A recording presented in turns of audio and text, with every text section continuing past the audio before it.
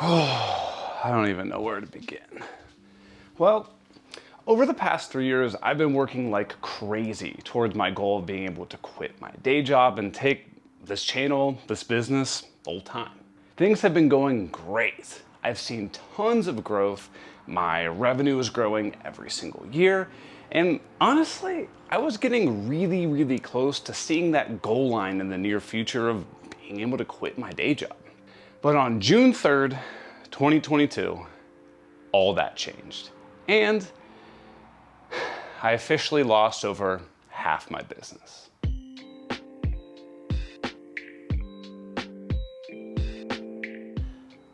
So what happened? Well, let's rewind just a little bit. School was never really my thing. I mean, I was able to get good grades without really putting in a lot of effort, but I was never really interested in anything that was being taught in school. When I got into high school, I was required to take a global language. And at that point in my life, I really had little to no interest in doing that.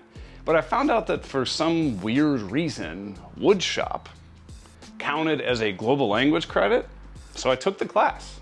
Now, I had always enjoyed building Legos and taking things apart to see how they were made when I was a kid, but no one in my family was a tradesperson or super crafty with their hands, so I really never had the opportunity to really build anything. So while woodshop was a cop-out from having to take a global language, I honestly thought that it might be pretty fun. I still remember going up to that miter saw, being scared out of my mind I was gonna find a way to lose a finger or a hand, but I made that cut and truthfully, something kind of changed in me. I know it sounds really inflated and fake and whatnot, but seriously, after making that very first cut, I was really just drawn into this woodworking thing, and I really knew that I wanted to do this for the rest of my life. There was something about building with my hands that really resonated with me. I always remembered loving to build things with Legos as a kid, and this was almost kind of like a adult version of Legos. The only problem was that at my particular high school, and I've talked to some other people about this, and they had the same experience, going into the trades was looked down on as being inferior. It's a real shame because now I know how important and well-respected people are in the trades and how in demand that kind of work really is. But being a teenager who was very easily influenced by all the people around me, I unfortunately bought into that belief system at the time. So when someone asked me what I wanted to do in college, I lied, thinking that this lie was the right thing to do. And I said that I wanted to be an engineer because that seemed a lot more fancy and maybe more socially acceptable. Plus, engineering is kinda loosely building stuff, right? Now, flash forward to being in college, talking to my oh so helpful guidance, counselor, advisor person, and she asked what I wanted to major in and basically what I wanted my career to look like. I responded that I wanted to build, design, and improve products. Maybe work for a tech company, work in product development, where I could get hands-on experience with how products are designed, produced, and brought to market. I figured that this would, itch that scratch of wanting to build stuff, but also see how things were made in a massive scale and have a large technical aspect with computer design and stuff like that. Seems like it'd be the perfect job, right? Well, you know what she said? She instantly responded with, that isn't a career path, and that I was wasting her time if I didn't select one of these pre-assembled cookie cutter kind of programs. So after that interaction, I pretty much buried my passion for woodworking, building, design, and just kind of powered through college. To say the least, I was extremely unhappy with my first job out of school and never really felt like I was doing anything important with my life. Flash forward about 2 years, and after moving into my apartment with my girlfriend, we went on a search for some furniture. Not having very much money, we went to IKEA and thought that everything was super ugly. Not to mention, even at that time, I knew the quality of this stuff was the bottom of the barrel, and I really did not want that in our apartment. So after watching some of those HGTV shows about renovating houses, I'm gonna wreck it! I kind of kicked around the idea of maybe building our own dining table. So my girlfriend called up one of her friends who owned some tools, and we borrowed a miter saw from a friend and decided to make our own table. It was one of those super cheap Harbor Freight miter saws, but it was a great place to start. And ever since making that cut out in the parking lot of our apartment in the dead of winter while the snow was pouring down on us, I honestly couldn't get the idea of building out of my head, and that passion from high school came back like 100 times over. Now, like I said before, I have no formal training. Everything I learned was from YouTube, and so it was pretty much my goal to try to give back to that community as much as possible and really just kind of document my journey as I learned to build stuff. I had absolutely no idea where I wanted to go with this, but on August 16th, 2019, I published my very first YouTube video about how to make concrete coasters. That was my first time ever making a DIY project video, and while it's not super in line with woodworking and kind of what I'm doing now, it was my very first time trying this social media thing out.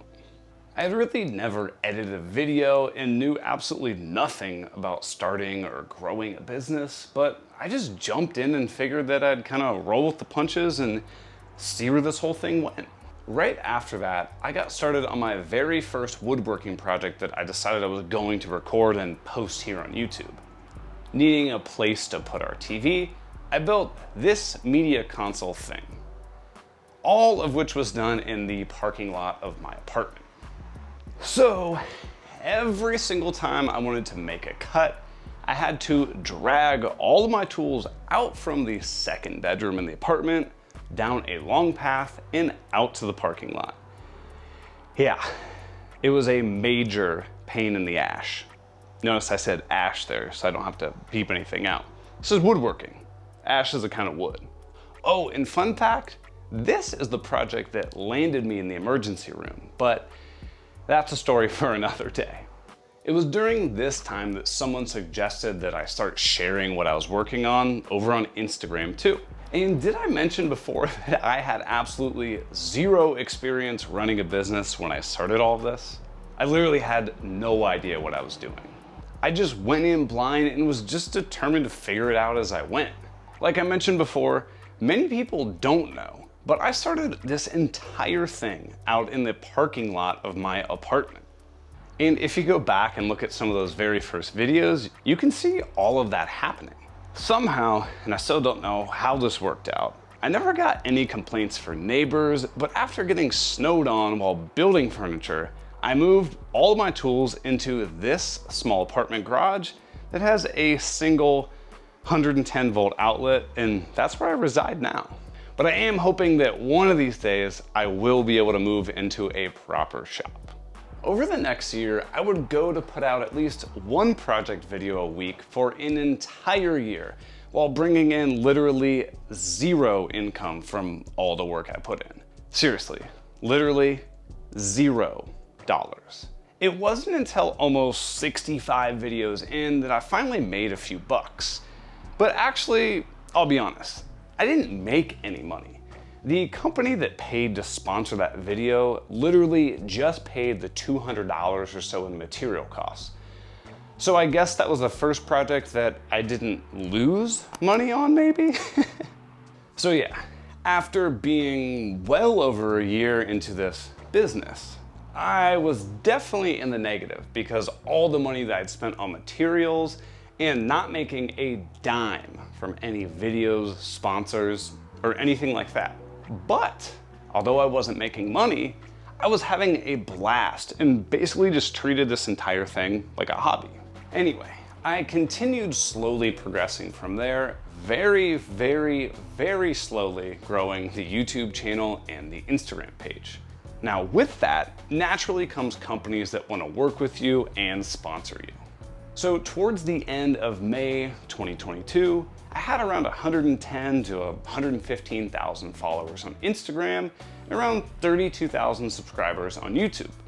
Now this is nowhere near record-breaking numbers, but I was starting to legitimately bring in some decent money producing all of this free content for people to watch.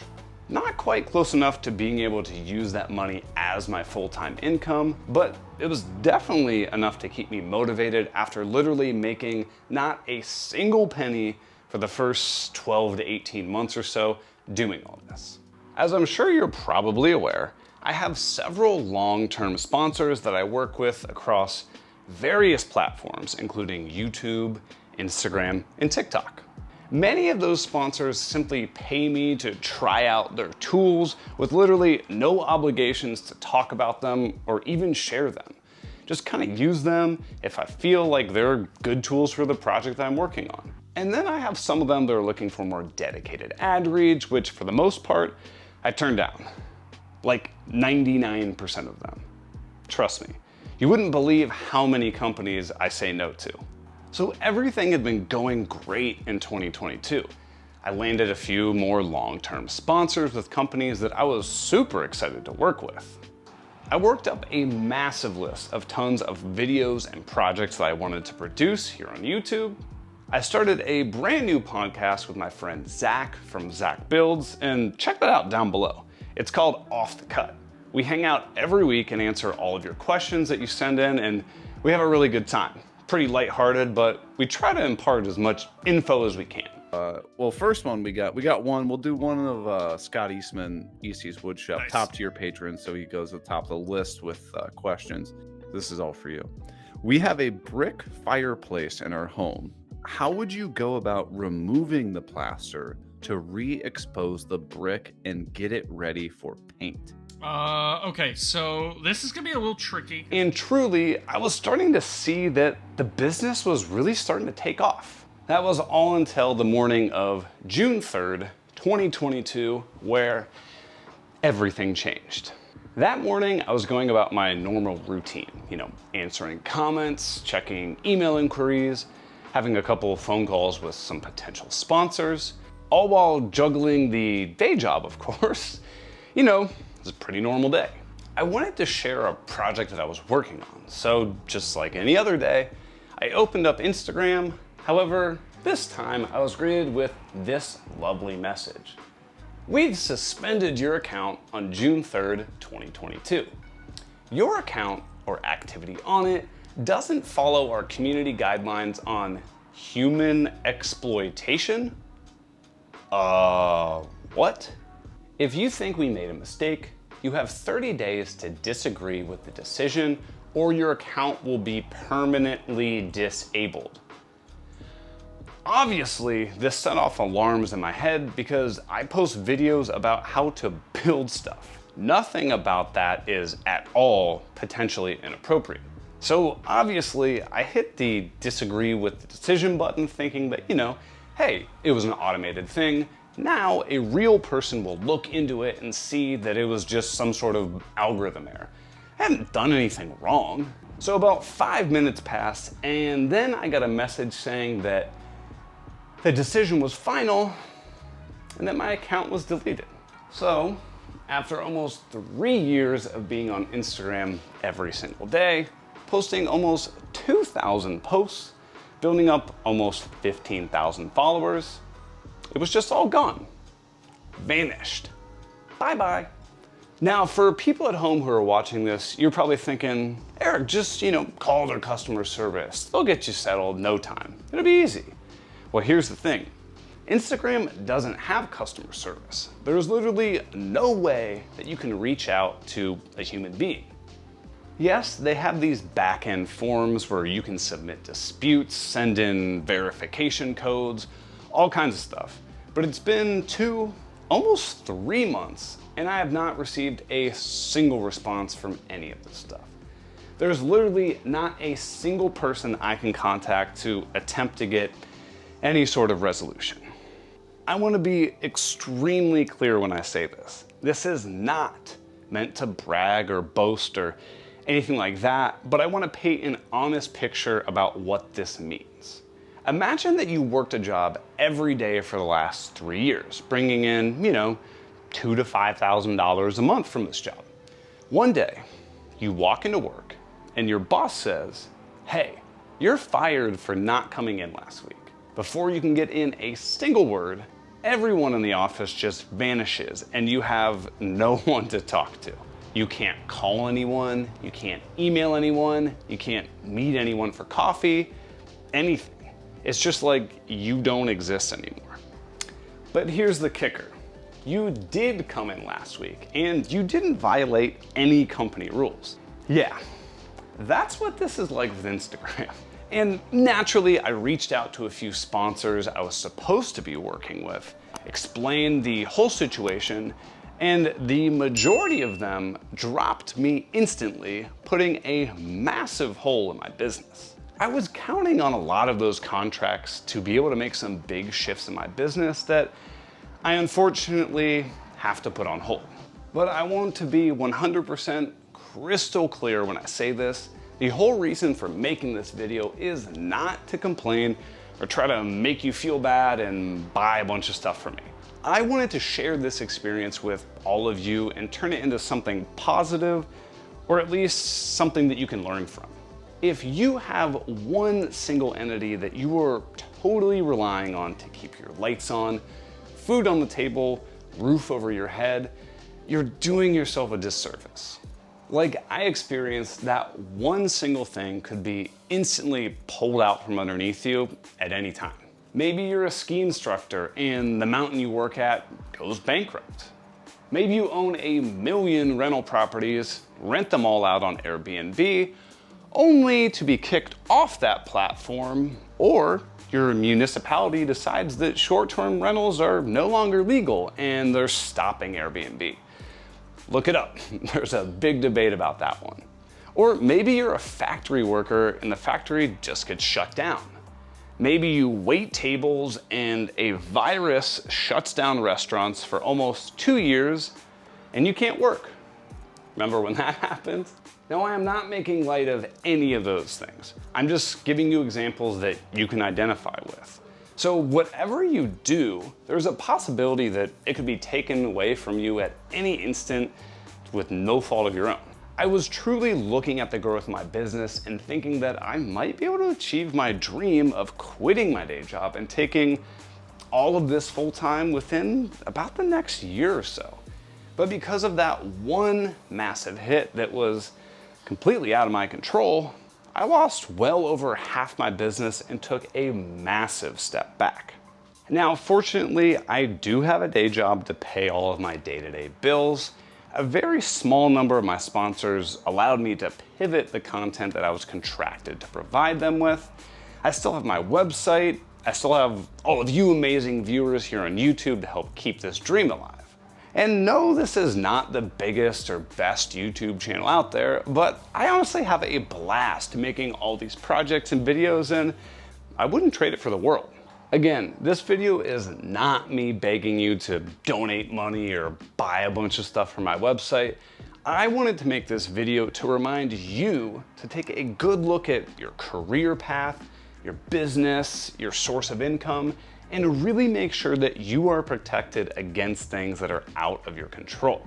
I encourage you to try to create multiple streams of income for you and your family. That way you can better protect yourself from those uncertainties. Maybe start an Etsy business selling handmade goods. Maybe babysit or nanny or coach a sports team in your community. Find something that you are passionate about and find a way to make some extra money to help cushion you during an unexpected loss of income. These unexpected events can happen to absolutely anyone out there. And you have to be ready for a rainy day because there's always going to be a day when it rains. I guarantee it.